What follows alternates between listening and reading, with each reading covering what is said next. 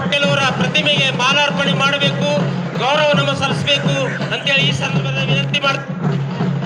ಉಕ್ಕಿನ ಮಂಚ ಸರ್ದಾರ್ ಪಟೇಲ್ ಅವರಿಗೆ ದಿಟ್ಟ ಮುಖ್ಯಮಂತ್ರಿ ಸಿದ್ದರಾಮಯ್ಯನವರು ಮಾಲಾರ್ಪಣೆ ಮಾಡಿ ಗೌರವ ನಮನ ಸಲ್ಲಿಸಬೇಕು ಅಂತ ನಾನು ವಿನಂತಿ ಮಾಡ್ತೀನಿ. ಮಾನ್ಯ ನಮ್ಮ ಉಸ್ತುವಾರಿ ಸಚಿವರಾದಂಥ ಕ್ರಿಯಾಶೀಲ ಸಚಿವರಾದಂಥ ಪ್ರಿಯಾಂಕ್ ಖರ್ಗೆ ಅವರು, ಅದೇ ರೀತಿಯಾಗಿ ನಮ್ಮ KKRDB ಅಧ್ಯಕ್ಷರು ಎಲ್ಲ ಶಾಸಕರು ಸಾಥ್ ನೀಡಬೇಕಂತ ವಿನಂತಿ ಮಾಡ್ಕೊತೀನಿ.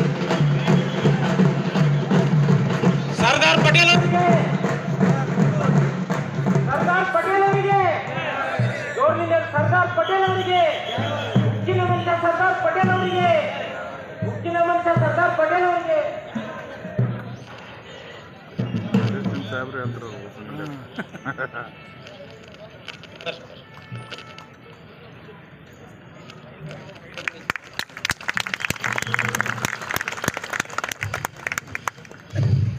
ಹೈದರಾಬಾದ್ ಸಂಸ್ಥಾನ ಭಾರತದಲ್ಲಿ ವಿಲೀನವಾದಂಥ ಈ 17ನೇ ಸೆಪ್ಟೆಂಬರ್ ಇದು ಐತಿಹಾಸಿಕ ದಿನ, ರಾಷ್ಟ್ರ ಹಬ್ಬ, ನಾಡ ಹಬ್ಬ.